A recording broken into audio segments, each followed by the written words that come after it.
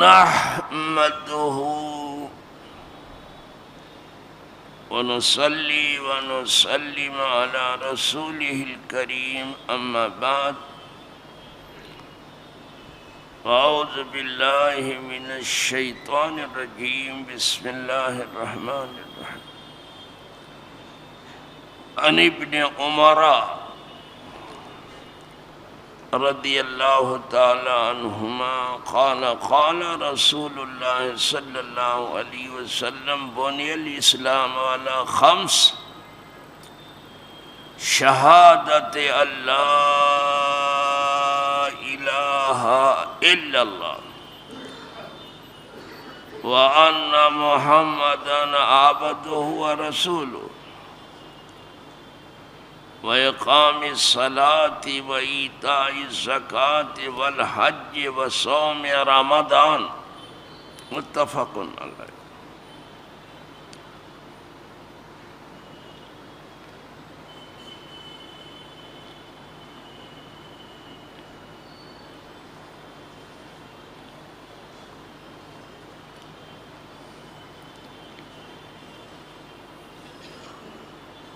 ابن عمر سے روایت ہے۔ ابن عمر سے مراد عبداللہ ابن عمر۔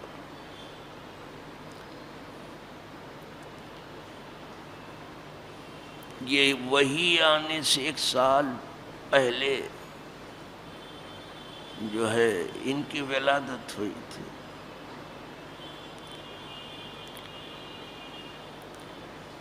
صغر سنی کی وجہ سے، چھوٹی عمر ہونے کی وجہ سے جنگ بدر میں شریک نہیں ہوئے۔ اسلام لانے میں بہت پہلے تھے، اپنے والد کے ساتھ ہی اسلام قبول کر لیا۔ کچھ لوگوں نے تو یہ کہنے کی کوشش کی کہ والد سے پہلے بھی اسلام قبول کیا، لیکن یہ صحیح نہیں۔ بہت عابد و زاہد تھے۔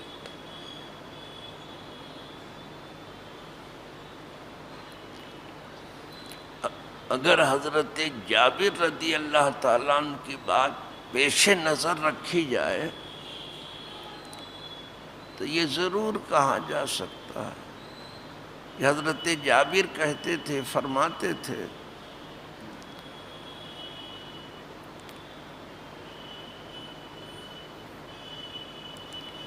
لوگ دنیا سے بچتے بچتے بھی کچھ دنیا کی طرف پہنچ گئے،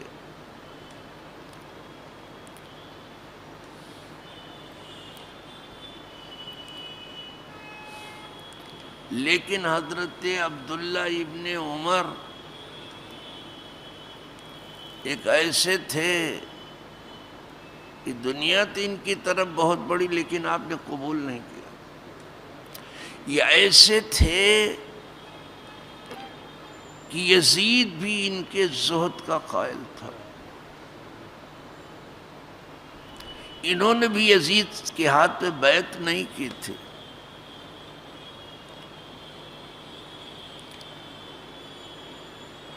لیکن یزید نے ان سے پوچھا بھی نہیں کہ آپ نے کیوں ہمارے ہاتھ پہ بیعت نہیں کی، اس لیے کہ اس کو اپنے تخت تاج کا خطرہ حضرت عبداللہ ابن عمر سے نہیں تھا، اسے ڈر حضرت امام حسین سے تھا، کیونکہ مولا علی خلیفہ رہ چکے تھے، حضرت امام حسن کی خلافت 6 مہینے رہ چکی تھی، کوفہ تمام گرویدہ تھا اس خاندان کا، تو اسے ڈر تھا کہ انہیں بھی لوگ خلیفہ نہ بنا لیں۔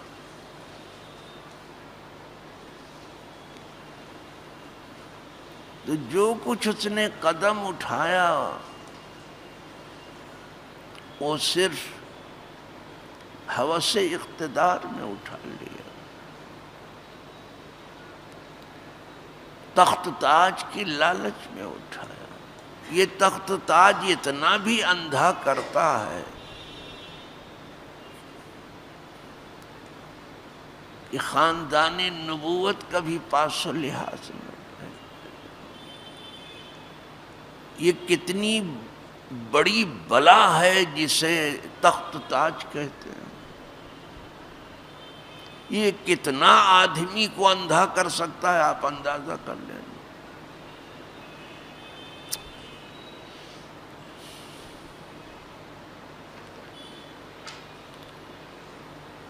بہت عابد و زاہد تھے۔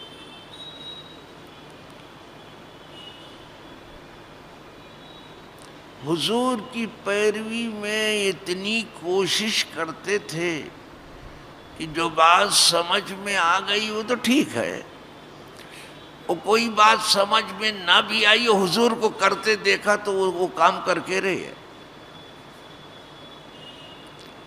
ایک مرتبہ ان کو کسی نے دیکھا کہ ایک اونٹ کے اوپر چڑھ کر کے ایک گھر کا چکر لگا رہے ہیں، تو لوگوں نے پوچھا کہ اے عبداللہ ابن عمر، یہ اس گھر کا کیا چکر آپ لگا رہے ہیں؟ کہا یہ تو مجھے بھی معلوم نہیں۔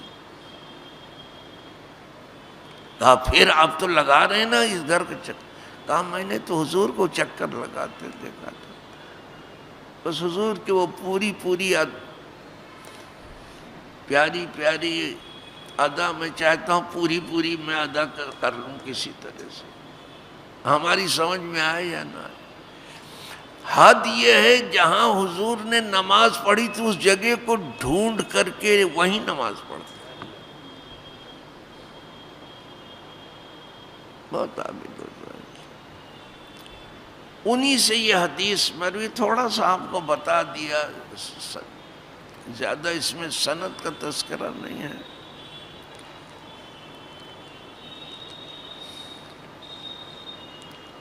عبد الملک ابن مروان نے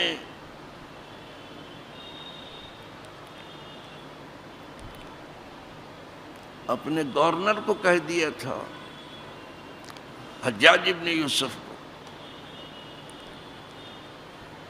کہ حج کے لیے عبداللہ ابن عمر جا رہے ہیں، تم گورنر ہو، تم حاکم ہو، لیکن جب عبداللہ ابن عمر پہنچ رہے ہیں تو حاکم ہو جائیں گے، ان کی کسی بات میں مخالفت مت کرنا۔ دیکھ رہے ہیں یہ بنو امیہ سب کہہ رہے ہیں، بہت عابد و زاہد تھے، انہی سے یہ حدیث مروی ہے، میں نے تھوڑا سا بتا دیا آپ کو بس۔ عن ابن عمر، یعنی عبداللہ ابن عمر سے روایت ہے، اللہ دونوں سے راضی ہو، یعنی عبداللہ سے بھی اور عمر سے بھی، عمر باپ ہے، دونوں سے راضی، اس لیے عنہما آیا ہے۔ قال قال رسول اللہ صلی اللہ علیہ وسلم، انہوں نے کہا کہ فرمایا اللہ کے رسول صلی اللہ علیہ وسلم، بنی الاسلام علی خمس، اسلام کی بنیاد 5 چیزوں پر ہے۔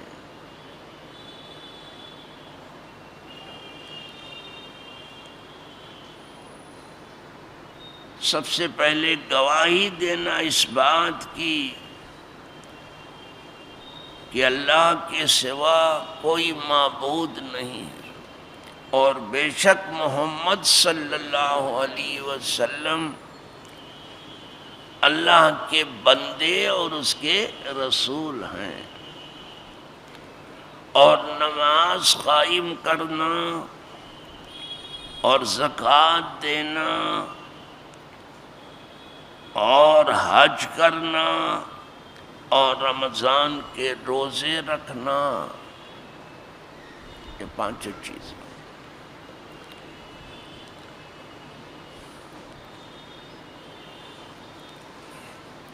یہاں اسلام کو ایک پرشکوہ عمارت کی شکل میں پیش کیا گیا ہے۔ اسلام بہت ہی پرشکوہ عمارت ہے، اس کے 5 مضبوط کھمبے ہیں.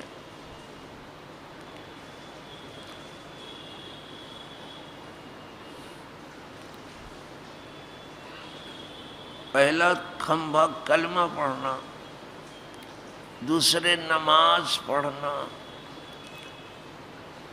تیسرے زکوٰۃ دینا، چوتھے حج کرنا، 5ویں رمضان کے روزے. یہ 5 کھمبے ہو گئے. اس کے بغیر کسی مسلمان کو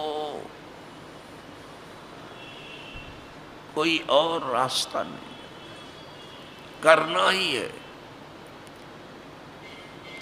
دیکھنے میں اب ذرا سا دیکھیے 6 چیزیں ہو گئیں لیکن 5 ہی شمار کی گئیں. سب سے پہلے آیا ہے کہ گواہی دینا اس بات کی کہ اللہ کے سوا کوئی معبود نہیں ہے اور محمد صلی اللہ علیہ وسلم اس کے بندے اور رسول. جو اور کہہ دیا تو گواہیاں ہوئیں 2. ایک تو اللہ کے ایک ہونے کی اور اس کے معبود ہونے کی، دوسرے محمد صلی اللہ علیہ وسلم کے بندہ ہونے کی اور اس کے رسول ہونے. تو جب 2 گواہی تو 6 چیز ہو گئی. کسی چیز کا عطف خود اپنے اوپر نہیں ہوتا، 6 چیزیں ہیں: توحید، رسالت، نماز، زکوٰۃ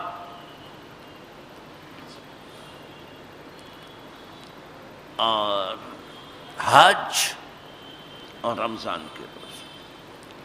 تو ہیں 6 لیکن 5 ہی کیوں کہا؟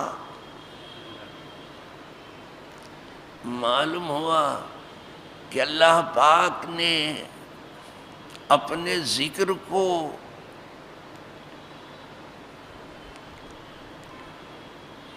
جو سب سے اونچا ہے، افضل الذکر ہے لا الہ، سب سے اونچا ذکر ہے، اپنے سب سے اونچے ذکر کو اپنے محبوب سے ملا دیا، ایک کر لیا ہے دونوں کو. تب 5 ہوئے. بلکہ فرمایا ہے محبوب ہم نے تمہارا ذکر اونچا کر دیا. وَرَفَعْنَا لَكَ ذِكْرَكَ، ہم نے آپ کا ذکر بہت اونچا کر دیا. ہم نے اونچا کر دیا، آدمی کیا اونچا کرے؟ یہ ٹنگو پہلے خود اونچا ہو جائے پھر اونچا کرنے کی بات کرے گا. کیا اونچا کرے گا؟ ہم نے آپ کے ذکر کو بہت اونچا. آپ جانتے ہیں کہ میں نے کس طرح کیا؟ عرض کیا مولا تو نے کیسے کیا؟ فرمایا اذا ذکرت ذکرت، جب میرا ذکر ہوگا تو تیرا بھی ہوگا. یہ ساتھ ساتھ. کہیں بھی اللہ کے ذکر سے ذرا اللہ کے رسول کا ذکر الگ تو بتا دو. کہیں بھی. حد یہ کہ سورہ اخلاص میں بھی جہاں خالص توحید کا ذکر ہے، کلمے میں، اذان میں، اقامت میں، سب جگہ حضور کا ذکر خدا کے ذکر سے ملا ہوا.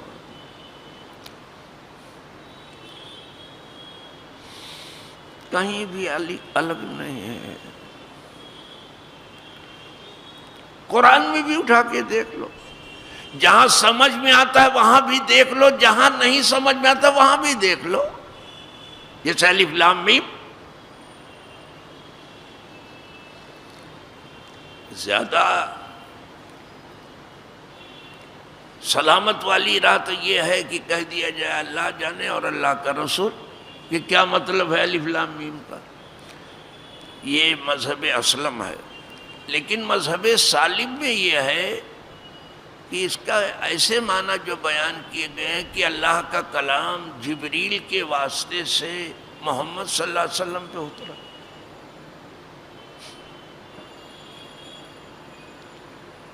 تو ابھی سورہ بقرہ شروع ہو گیا، حضور کا تذکرہ آ گیا۔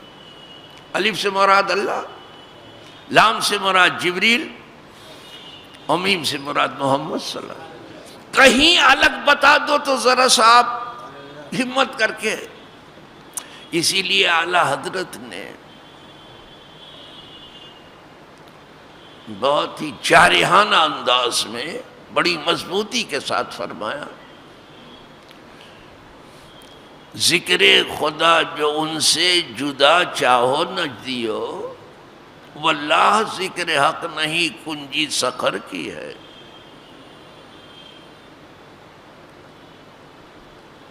فرمایا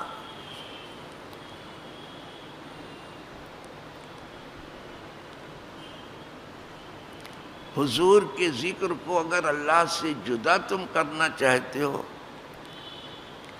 اے نجد کے رہنے والے خارجیوں، وہابیوں، نام نہاد سلفیوں،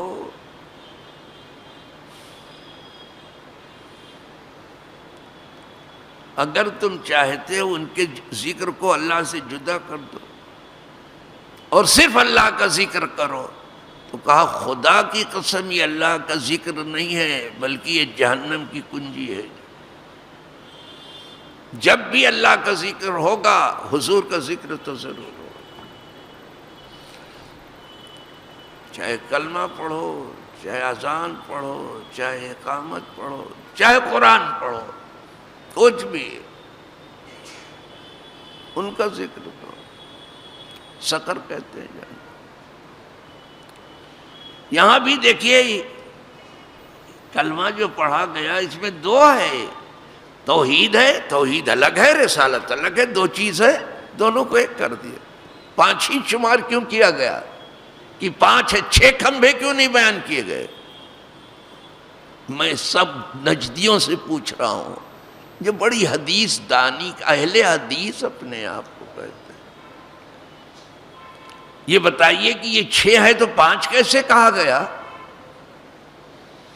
یہ اسلام کی بنیاد 5 مضبوط کھمبوں پر ہے، اسلامی عمارت کی بنیاد 5 مضبوط، 6 کیوں نہیں کہا گیا؟ ایک توحید، دوسرے رسالت، پھر نماز و زکوٰۃ،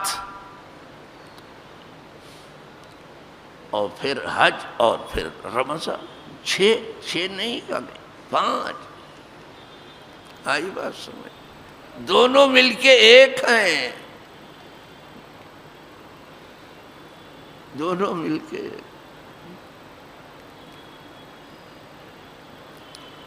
خدا کی رضا چاہتے ہیں دو عالم، خدا چاہتا ہے رضا۔ اس سے صاف تر کہہ رہے ہیں، بہم عہد باندھے ہیں وصل ابد کا، یہ ہمیشہ ملے رہیں گے دونوں ذکر، ہمیشہ عہد ہو چکا۔ جب اللہ کا ذکر ہوگا تو حضور کا ذکر ہوگا۔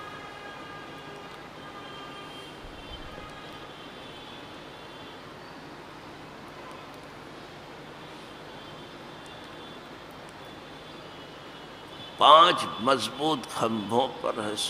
سب سے پہلے گواہی،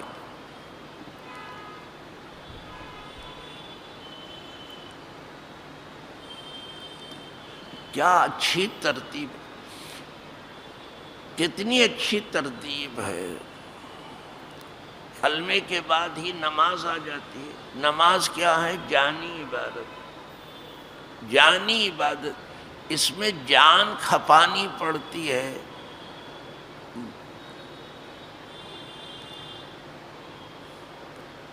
نماز پڑھنے میں کچھ مال خرچہ نہیں ہوتا۔ آج بات سمجھ، یہ جانی عبادت۔ اسی طرح سے روزہ رکھنے میں جان کھپانی پڑتی ہے، مال نہیں لگتا، یہ بھی جانی۔ تو 2 جانی عبادت ہوئی، نماز اور روزہ۔ 2 مالی ہیں، ایک زکوٰۃ، زکوٰۃ مالی عبادت، بغیر مال کے نہیں ہو.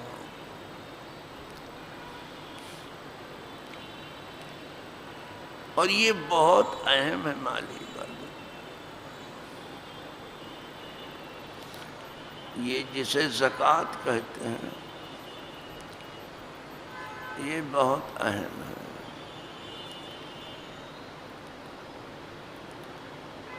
تو زکوٰۃ مالی عبادت ہے، بغیر اس کے کچھ نہیں ہوگا. نماز پڑھی اور زکوٰۃ نہیں دی نہیں قبول کیا جائے گا، اور لوگوں کو معلوم نہیں ہے. اگر آپ نے نماز کو فرض سمجھا تو زکوٰۃ کیوں نہیں دی؟ جب جان آپ نے کھپا دی تو مال کیوں بچا رہے ہو؟ کیا جان سے بھی مال پیارا ہے؟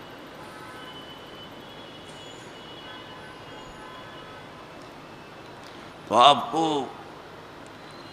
نگاہ میں رکھنا ہے. تو زکوٰۃ مالی عبادت ہے.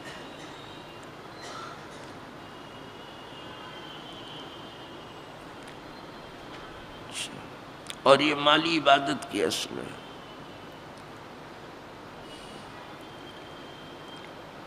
اور حج یہ جانی بھی ہے مالی بھی ہے.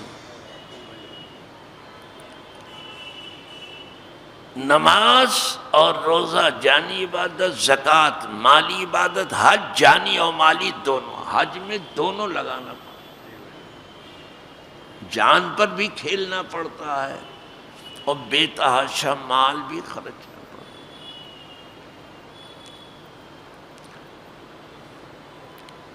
اور ہر کمزور کے لیے یہ حج جو ہے جہاد ہے. الحج و جہاد و کل ضعیف، ہر کمزور آدمی کے لیے حج جہاد ہے. اور عورتوں کو تو فرمائی دیا جہاد و کن اللہ، تمہارا جہاد جو ہے حج کرنا ہے. اتنی بھیڑ بھاڑ ہوتی ہے کہ کہیں بھی دب جانے کا خطرہ ہے اور کہیں بھی کچل جانے کا خطرہ ہے. اتنا ہجوم ہوتا ہے. لیکن نماز ہو کہ زکوٰۃ ہو کہ رمضان کے روزے ہوں کہ حج بیت اللہ الحرام ہو، اس میں کسی کو کوئی تکلیف نہیں. ہماری ان تمام عبادتوں میں کسی کو، ہم نماز پڑھتے ہیں کسی کو کوئی تکلیف نہیں دیتے.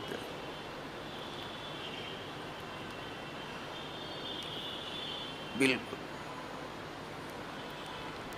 کسی کو کوئی تکلیف. کچھ لوگ جو تھوڑا راستہ واسطہ بند کرتے ہیں انہیں بھی تھوڑا ہوش کے ناخن لینے کی ضرورت تو ہے. کیا واقعی یہ نماز کے لیے راستہ پاک ہو گیا ہے کیا؟ کب اس کو دھویا گیا، کب نچوڑا گیا، کب صاف کیا گیا؟ ایسی تھوڑی کہ صرف چٹائی بچھا دو. جگہ کا پاک ہونا ضروری ہے. جگہ پاک نہیں ہوگی نماز نہیں ہوگی. جیسے جسم پاک نہیں ہوگا نماز نہیں ہوگی، کپڑا آپ کا پاک نہیں ہوگا نماز نہیں ہوگی، اسی طرح وہ جگہ بھی پاک نہیں ہوگی نماز نہیں ہوگی. آپ سمجھے کہ جمعہ پڑھ کے گئے، کچھ نہیں کر کے آپ گئے. اس کو سعودی عرب دیکھ کر کے کیا، وہاں ہر وقت دھویا نچوڑا جاتا ہے. ایک نماز ہوئی اس کے بعد دھونے نچوڑنے کا کام ہو گیا، تب راستے ایک دم بالکل چمک رہے ہیں دمک رہے ہیں. یہاں روڈ کب دھویا گیا، کب نچوڑا گیا، کب اس کی صفائی کی گئی؟ کم از کم ٹھیک سے جھاڑو وغیرہ تو لگایا جاتا. اگر دودھ سے نہ دھویا جاتا پانی سے دھو دیا جاتا. پہلے سنتے تھے کہ دودھ سے راستے دھوئے جاتے ہیں، اس کو تو صرف ہم سنتے رہے، پانی ہی سے دھو دیا. کیسے پڑھ لیتے ہیں آپ؟ کیا بوجھ اتار رہے ہیں سر سے کیا، یا نماز پڑھ رہے ہیں آپ؟ کچھ لوگ ٹوپی لگائے کھڑے رہتے ہیں یہاں روڈ پر چٹائی بٹھا دو، ہم 8ویں دن بھی مسجد کے اندر نہیں جائیں گے۔ یہ پرہیزگاری دیکھے تو میں کیا معلوم ہے کہ مسجد میں جانے میں کیا رکھا ہے، ورنہ تو پاؤں سے چل کے آنا جانے دیجئے، آپ سر کے بل چل کے آتے ہیں۔ 12 فائدے ہیں مسجد میں آنے کے، لیکن ایک بھی معلوم نہیں ہے تو اپنے باہر ہی ہے۔ بوجھ اتار رہے ہو آپ۔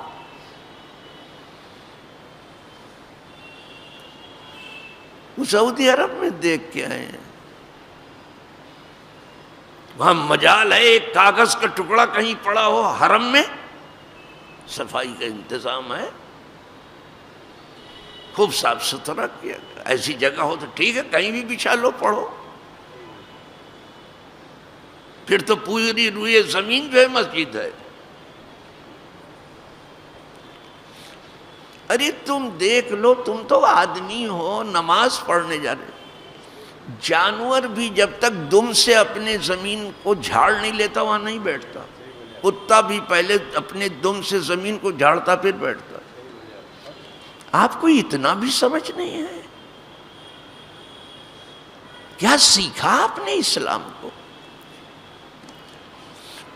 بہرحال میں عرض کر رہا تھا کہ کیا اچھی ترتیب ہے، کچھ جانی عبادت ہے، اس میں مال نہیں لگتا، کچھ مالی عبادت ہے، اس میں جان نہیں لگتی ہے اللہ والوں کے نزدیک، اور کچھ جانی و مالی ہے۔ تو یہ حج جو ہے اس میں جان اور مال دونوں لگتا ہے، زکوٰۃ میں صرف مال لگتا ہے، روزہ اور نماز میں صرف جان لگتی، مال نہیں، لیکن اس میں تکلیف کسی کو نہیں۔ اب معلوم ہوا کہ اسلامی عظیم عمارت کے اندر جو آدمی آ گیا بے ضرر ہو گیا۔ مسلمان ہونے کے لیے ہمارا بے ضرر ہونا ضروری۔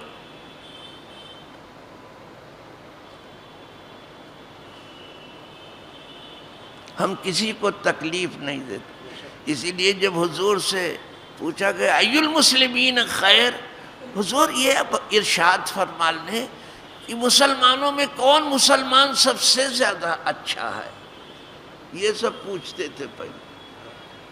فرمایا من سلم المسلمون من لسانہ، سب سے اچھا مسلمان وہ ہے کہ اس کے ہاتھ سے کسی کو تکلیف نہ پہنچائے نہ زبان سے۔ دیکھا، بے ضرر ہو جاؤ، اس لیے کہ اسلام کے معنی ہی سلامتی ہے، ایمان کے معنی ہی امن ہے۔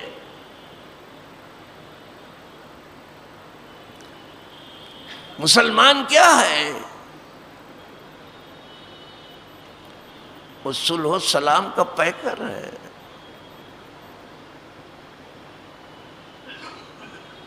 اس سے کسی کو ضرر نہیں پہنچے، نقصان نہیں۔ اپنے کو بے ضرر بنا لو پہلے، پھر بات کرو اسلام کی۔ یوں کلمہ پڑھ لینا بہت آسان ہے۔ جب تو اقبال کہتا ہے چمی گویم مسلمانم بلرزم کہ دانم مشکلات لا الہ، جب میں کہتا ہوں کہ میں مسلمان ہوں تو کانپنے لگتا ہوں، اس لیے کہ لا الہ کی مشکلات کا مجھے علم ہے کہ اللہ میں تیرا بندہ ہوں، جب تیرا بندہ ہوں تو جو تو کہے گا وہ کروں گا، یہ نہیں کہ جو میری طبیعت کہے گی وہ کروں گا، جو میرا جی چاہے گا وہ کروں گا، جو میرے من میں آئے گا وہ نو، یہاں من اور ٹن کی بات نہیں ہے، جو تو چاہے گا، خدا لگتی بات کرو۔ تم کیا ہو، تمہارا من کیا ہے؟ تم بھی کوئی چیز ہو، کوئی بلا ہو، کوئی آسیب ہو، کوئی افتاد ہو، تم ہو کیا؟ جو خدا چاہے وہ بولو، جو خدا چاہے وہ کرو۔ نہیں تو پھر اس کا نام جھوٹا لیتے کیوں ہو؟ اس کا نام لیتے ہو، جو وہ چاہے وہ کرو۔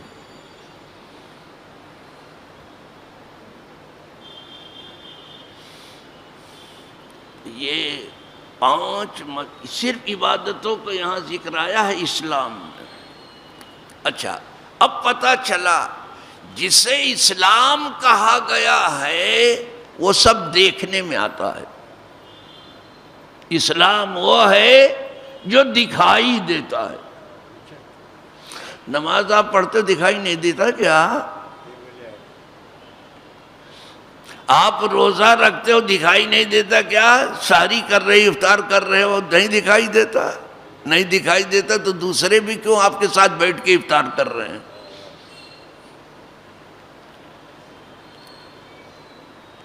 آپ زکوٰۃ دیتے ہو دکھائی دیتا، لوگ دیکھ رہے ہیں کہ آپ دے رہے ہو۔ کم از کم لینے والے سب دیکھ رہے ہیں جن کو آپ دے رہے ہو زکوٰۃ۔ بہت، اور اس کو حکم بھی ہے تھوڑا ظاہر کر کے فرض کو دیا کرو تاکہ آپ کو دیکھ کر کے دوسرے بھی دیں۔ ہاں جو نفل ہے اس کو ذرا چھپانے کی کوشش کرو، اور جتنا نفل کو چھپا لو گے اتنی طاقت اس میں آ جائے گی۔ تو زکوٰۃ بھی دیکھنے میں آتی ہے، روزہ بھی دیکھنے میں آتی ہے، اور حج کا معاملہ تو ساری دنیا دیکھتی ہے، اور حاجیوں کو سب وہاں چھوڑنے بھی جاتے ہیں اور لینے بھی جاتے ہیں۔ حد یہ ہے غیر بھی حاجیوں کا احترام کرتے ہیں، کہتے ہیں حاجی صاحب میرے لیے بھی دعا کرنا غیر بھی۔ تو اسلام وہ ہے جو دیکھنے میں آتا ہے، تو مسلمان وہ ہے جو دیکھنے میں آئے، جسے دیکھ کر کے ہی سمجھ جائیں لوگ کہ مسلمان ہیں۔ اگر آپ مسلمان ہیں تو کوئی چھپی ہوئی چیز کا نام اسلام نہیں ہے، تو چھپے ہوئے کا نام مسلم نہیں ہے، نام نہاد مسلم۔ مسلمان کو دیکھ کے پہچان لوگ۔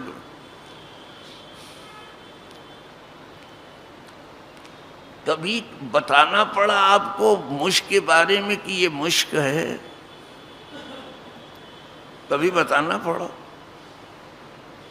نہیں بتانا۔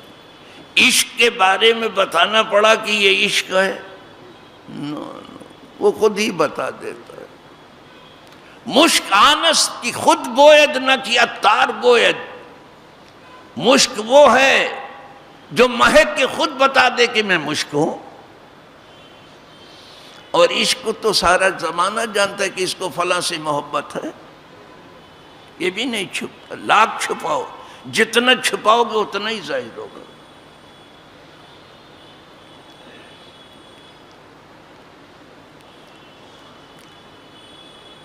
اب حکومتیں اپنے خبث سے باطن کو بہت چھپا رہی ہیں، لیکن جہاں سے ان کو عشق ہے جب انہی کا کام کر رہی تو بالکل نہیں چھپ رہی، سب دیکھ رہے ہیں کہ کیا ہو رہا ہے۔ لاکھ چھپائی ہے۔ نہ کبھی خوشبو چھپتی ہے نہ کبھی بدبو چھپتی ہے۔ خوشبو مہک کے رہے گی، اور بدبو جو ہے تعفن کی صورت پیدا کر کے رہے گی۔ مشک بننے کی کوشش کرو، دیکھ کے آپ کو پہچان جائیں کہ یہ مسلمان، دیکھ کے لوگ کہیں یہ مسلمان۔ پہلے مسلمانوں کو صرف دیکھتے تھے لوگ اور کلمہ پڑھتے تھے، دیکھ کر کے صرف۔ ان کے معاملات اتنے ستھرے تھے،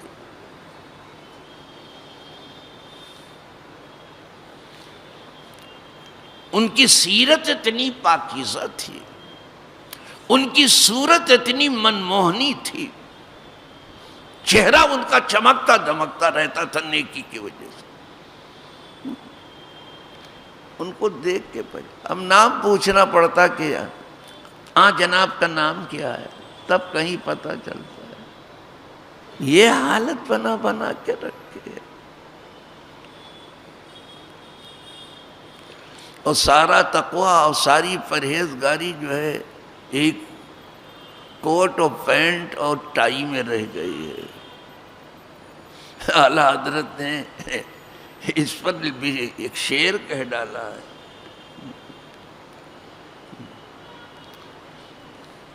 اس پر ایک شعر کہا ہے، فرماتے ہیں اگر خواہی من التقوی لباسا فہذا کوٹ پتلون جدید۔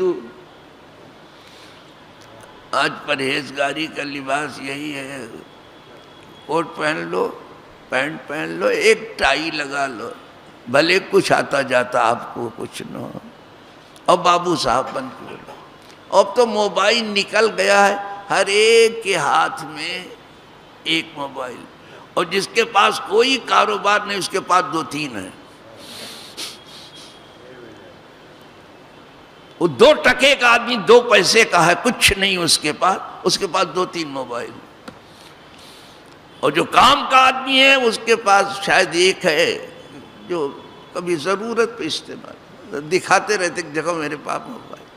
ایک بلا تو یہ ہو گئی ہے، موٹر سائیکل پہ بھی موبائل کرتے چلتے ہیں، بتاتے ہیں کہ ہم بھی 30 بار خانوں میں ہیں۔ عورتوں نے بھی یہ طریقہ کار اختیار کر، یہ کہہ کر کے کہ کیا تم سے ہم کم ہیں، ہم تمہارے دوش بدوش ہیں، ولا حول، اور تمہاری ہی بائیں پسلی سے۔ ایک آفت تو یہ ہے، دوسرے یہ موٹر سائیکل، یہ ہماری آبادیوں کے لیے عذاب ہو گئی ہے۔ چلاتے ہیں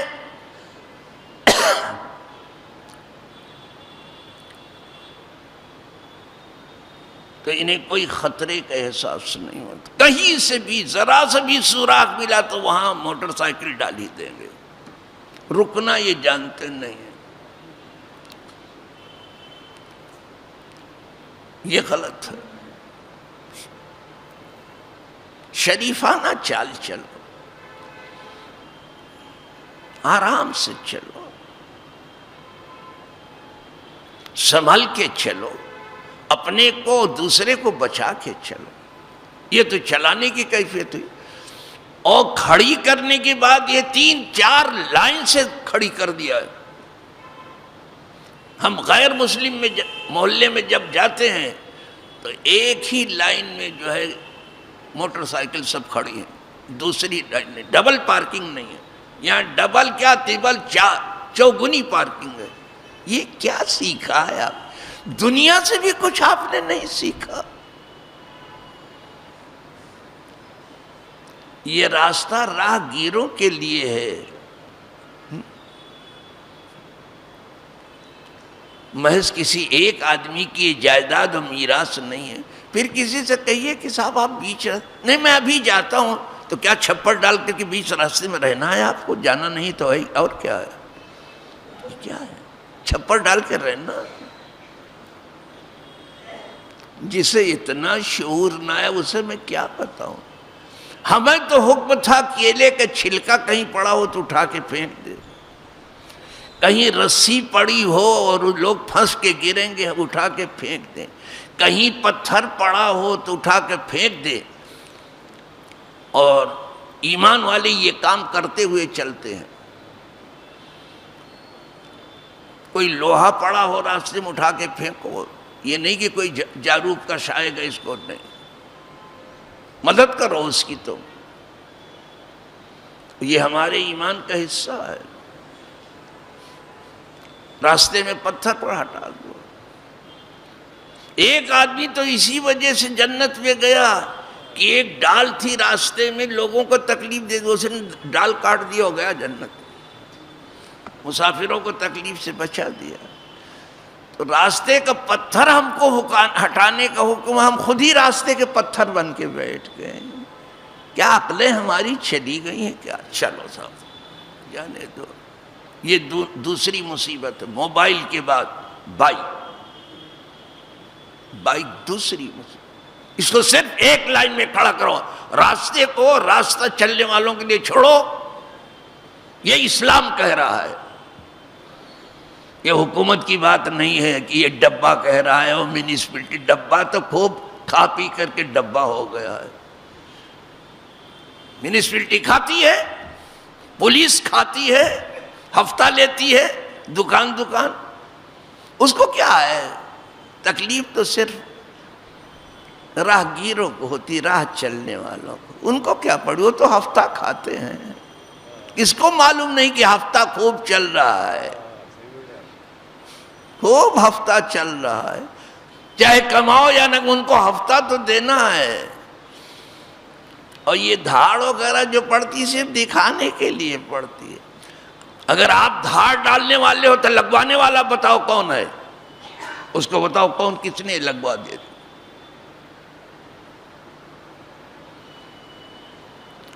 ہاں کسی کے پاس کوئی جگہ نہیں، کوئی کنارے بیٹھ گیا بیچارہ، 2 پیسہ کما، ٹھیک ہے، رچتا پچتا کما۔ یہ کیا پورے راستے پر آپ قبضہ کر لو، پولیس قبضہ کرا دے آ کر کے، میونسپلٹی آ کے قبضہ کرا لے، ہفتہ کھانے والے کرا دے۔ اس ملک میں اگر کرپشن نہ ہوتا بہت مشکل تھا کہ اس کے مقابلے کو دوسرا کوئی ملک ہوتا۔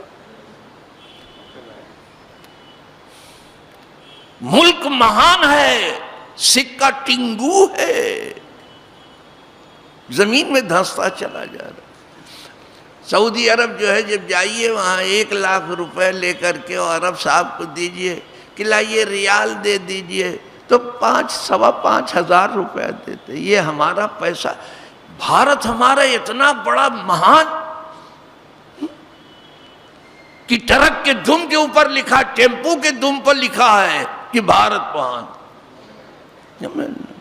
جگہ جگہ لکھا۔ اور اس میں شک بھی نہیں ہے کہ بڑا ملک ہے، پہلے سے یہ سونی کی چڑیا، شک بھی نہیں، اگر لکھا ہے تو کچھ غلط نہیں لکھا۔ لیکن یہ سکہ کیسے چھوٹا ہوا؟ منی لانڈرنگ تو نہیں ہو رہی ہے، اس پر کوئی بولتا نہیں، کیسے چھوٹا ہوا پیسہ؟ کہیں یہی عیب چھپانے کے لیے تو یہ سب جو چل رہا ہے، یہ جو کچھ چل رہا ہے آج کل، NPR وغیرہ، جو کچھ چل رہا ہے معاملہ، یہ شاہین باغ وغیرہ جو چل رہا ہے، جو یہ احتجاج وغیرہ، یہ سب انہی عیوب کو چھپانے کے لیے کہ اصل مسائل کی طرف توجہ نہ جائے، بس باقی اور کچھ نہیں۔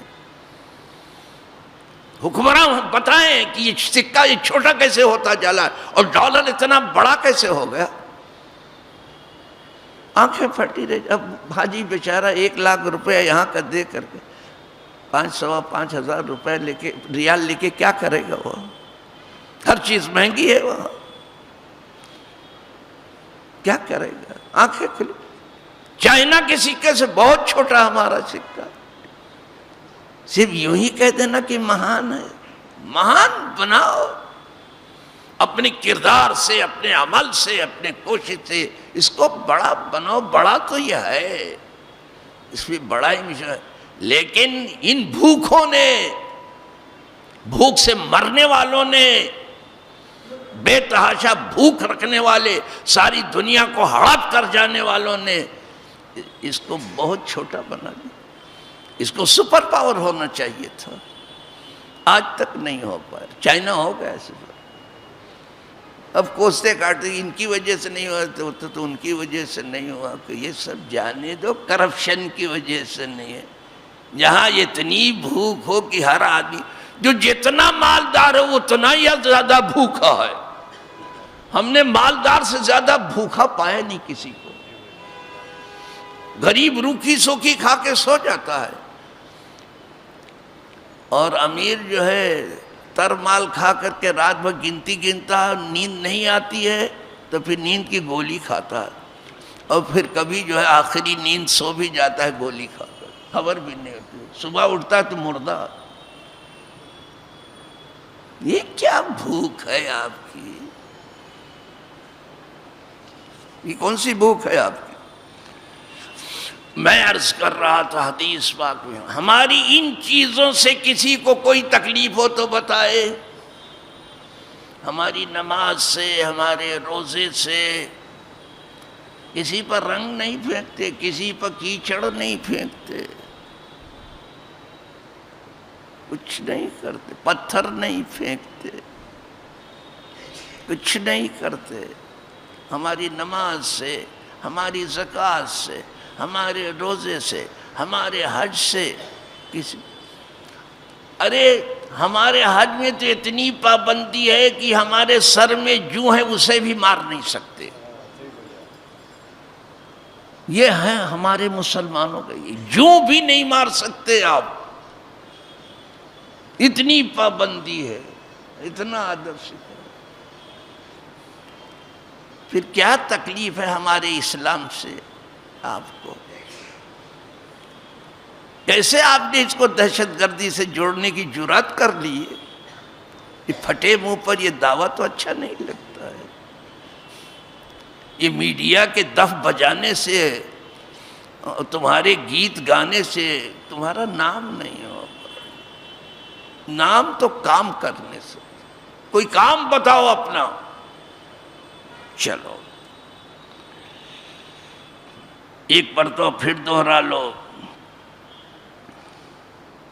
بنی الاسلام علی خمس، اسلام کی پرشکوہ عمارت 5 مضبوط خمبوں پر قائم ہے۔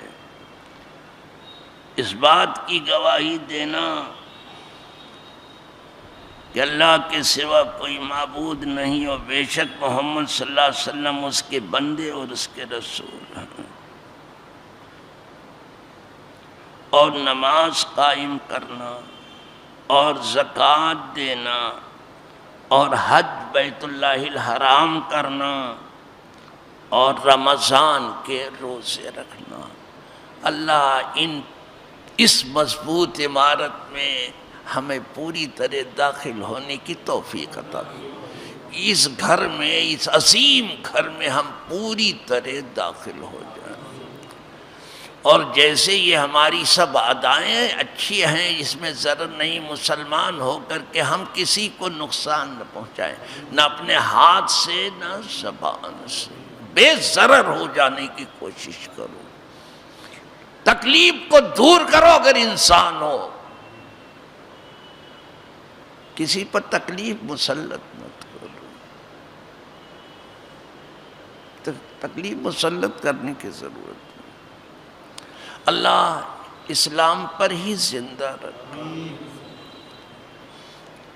اور اسلام پر ہی موت دے، اور وہ جو خادمان اسلام ہیں ان کے قدموں میں جگہ دے اللہ، اور وہ جنہوں نے اپنی جانیں لٹائی ہیں اسلام کی راہ میں، اللہ انہی کے صفوں میں ہم تمام کا حشر و نشر فرمائے۔ وآخر دعوانا ان الحمدللہ رب العالمین۔ الفاتحہ۔